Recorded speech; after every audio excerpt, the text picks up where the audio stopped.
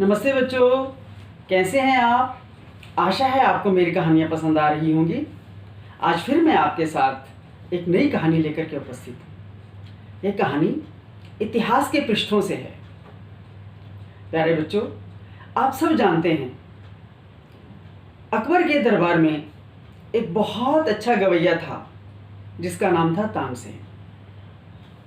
तानसेन हर रोज़ दरबार में बहुत सुंदर राग सुनाकर, गीत सुनाकर सभी का मन बहलाता था। महाराज अकबर उसे 9 रत्नों में गिनते थे।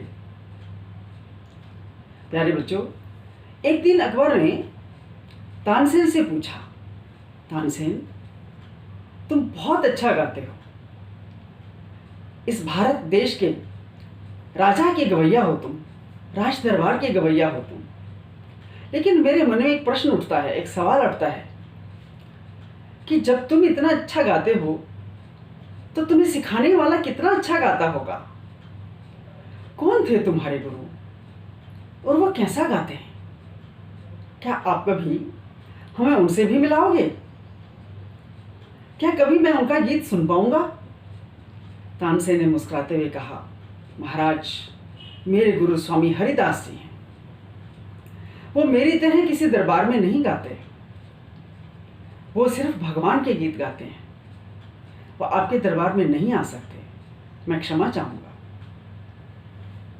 अकबर ने कहा, तानसेन, अगर वो नहीं आ सकते तो क्या हुआ, हम तो वहां चल सकते हैं, लेकिन मुझे उनका संगीत सुनना है। तानसेन ने कहा, जैसे आपका आदेश, जैसे आपका हुक्म। कहते हैं कि अगले दिन बादशाह और तानसेन चल दिए, वृंदावन की गलियों तक पहुंचे। घोड़ों पर सवार थे, आगे पीछे सैनिक थे। तानसेन ने बहुत दूर बादशाह से कहा, महाराज, ये घोड़े यहीं छोड़ने होंगे, ये लाभ लश्कर सब कुछ यहीं छोड़ना होगा। मेरे गुरु एक सामान्य सी कुटिया में रहते हैं और उनकी कुटिया पेड़ों के बीच सजी हुई है, पर शर्त यह है, हम जब चलें तो कोई आवाज ना हो, आपके जूतों की आहट ना हो, कदम बड़े धैर्य से रखिएगा। बादशाह ने कहा, ठीक है। सब कुछ वहां छोड़ करके स्वामी हरिदास की कुटिया की तरफ दोनों बढ़ चले। वहां पहुंचे तो क्या देखा कि स्वामी हरिदास कुटिया से बाहर परमात्मा के ध्यान में मग्न थे। हवाएं चल रही थी, पक्षियों की चहचहाट थी,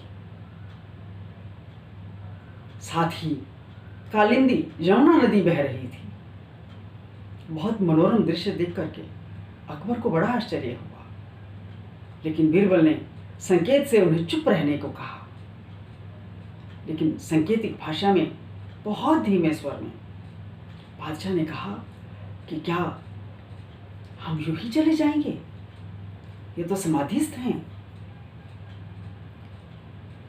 धीरे से ही तानसेन ने कहा कि गुरु रविदास, गुरु हरिदास तभी गीत गाते हैं जब वो अपनी मौज में होते हैं, किसी के आने पर गीत नहीं गाते।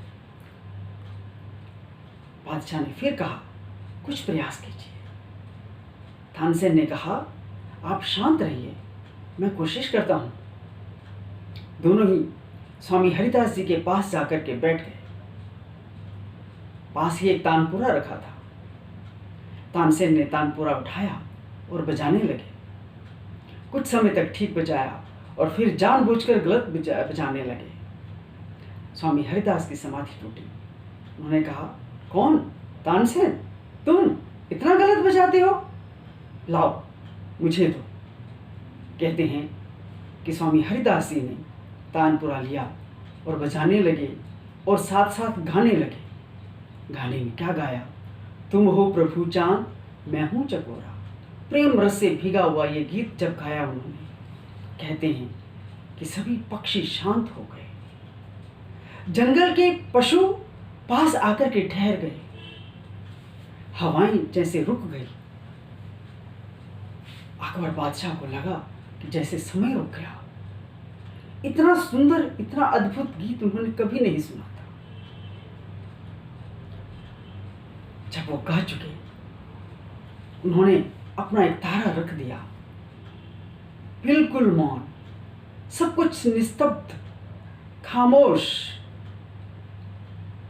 एक विचित्र सी शांति थी सर्वत्र। तानसेन उठे, उन्होंने स्वामी हरिदास जी को प्रणाम किया। बादशाह भी उठे, उन्होंने भी प्रणाम किया और चुपके से उस कुटिया से बाहर निकल गए, उस स्थान से बाहर आ गए। बाहर अपने उस स्थान पर पहुंचे जहां पर घोड़े खड़े थे। दोनों अपने अपने घोड़ों पर चले, 7 सैनिक थे, चल दिए। बहुत समय तक दोनों में से कोई नहीं बोला, ना तानसेन ना बादशाह अकबर। काफ़ी समय के बाद जब महल पहुंचने वाले थे तो कहते हैं कि अकबर ने पूछा, तानसेन तुम इतना अच्छा क्यों नहीं गाते, जितना अच्छा स्वामी हरिदास जी गाते। तानसेन ने जवाब दिया, मैं छोटे दरबार का गवैया हूँ, वो बड़े दरबार के गवैया हैं। मैं आपको खुश करने के लिए गाता हूँ, वो परमात्मा को खुश करने के लिए गाते हैं। मैं भारत के राजा का गवैया हूँ और वो विश्वपति के गवैया हैं। हम दोनों में इतना अंतर है, वो निस्वार्थ भाव से परमात्मा के गीत गाते हैं और मैं आपके दरबार का याचक गवैया हूँ। हम दोनों में इतना अंतर है। और चीज़ एक और है कि जो भगवान के निस्वार्थ भाव से भजन गाता है, उसकी स्तुति करता है, प्रकृति से प्यार करता है, परिंदों की रक्षा करता है, पशु उसके पास आकर के ठहर जाते हैं, तो क्या होता है, उसकी आवाज़ में मिठास होगी ही होगी। और मीठी आवाज़ ईश्वर का सबसे बड़ा वरदान है। प्यारे बच्चों, ये कह करके तानसेन मौन हो गए और दोनों चुपचाप अपने अपने घरों को लौट गए। कैसे लगी बच्चों आपको ये कहानी? आशा है अच्छी लगी होगी। फिर मिलेंगे नई कहानी के साथ। धन्यवाद।